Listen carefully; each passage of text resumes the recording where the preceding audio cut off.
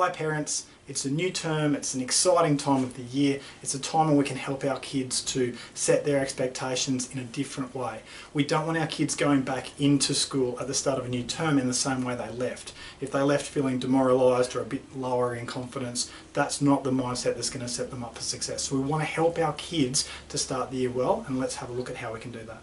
First thing as parents is we want to be chatting with our child before they go back to school. Not one conversation, but a couple of conversations. And this conversation needs to lead our child through the idea that this is a new term, okay? You are not the same person that you were 6 months ago or a year ago. That your child is someone who has new skills and new levels of confidence. And even if they weren't reflected in that child's grades, you are not who you were. You're someone new.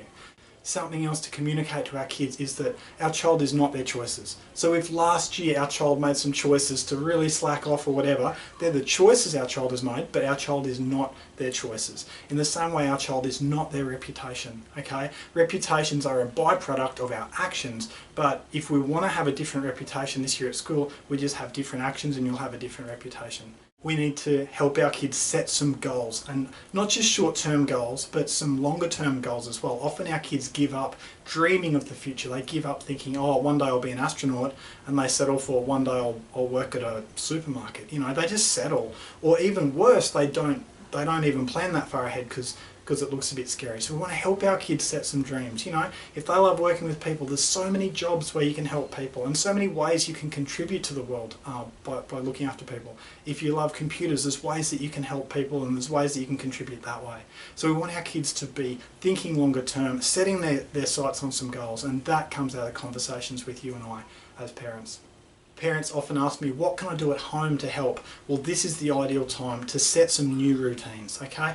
It's not going to work to say to our child halfway through the term, you know, from now on we're only going to watch TV after you've got your homework done. It's not going to work. You're going to have the battle and the drama, but you're not going to get the result. Whereas at the start of the term, that's when you set those new routines up. So even before they've gone back to school, to be talking through this term, here's what we're going to do. We're doing this because we care about you. You don't have to like it, but that's the way it's going to be.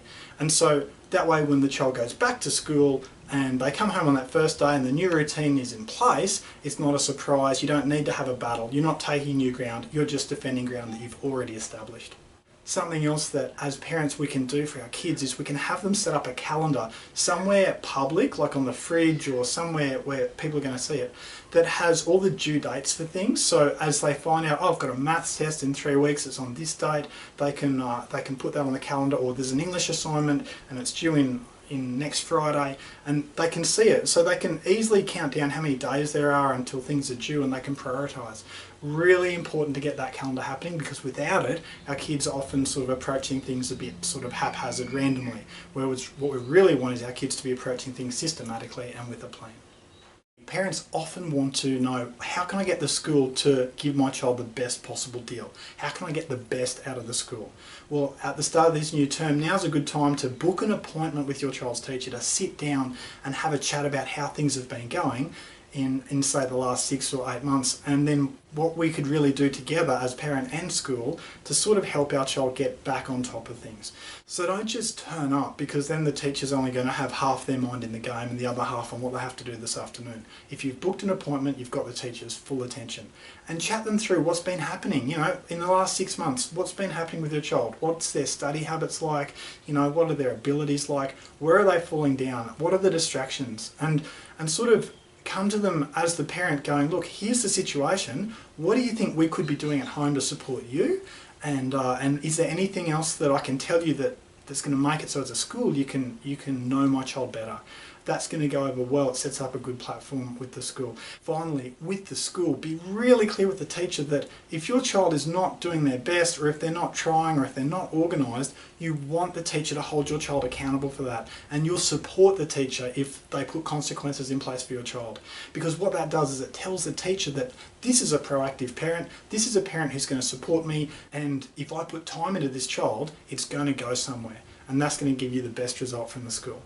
Last thing to know is that as parents we all beat ourselves up over the fact that, oh, you know, I don't spend enough time with my child, I don't do this for my child, it's all somehow my fault as a parent that my child isn't performing optimally. You know what? Your child is accountable for their own choices, and when they have a big success, you don't take credit for that, it's their success. In the same way, if your child is stumbling in a few ways, you can't take responsibility for that. You can put some things in place, and it's good to do that, but in your own heart, don't take on board that it's somehow your fault. You know, like, we learn as parents all the time, and be willing to support yourself and your spouse, and just know that you're doing the best you can. And I'm yet to meet a parent who's not doing the best they can, so let's go easy on ourselves.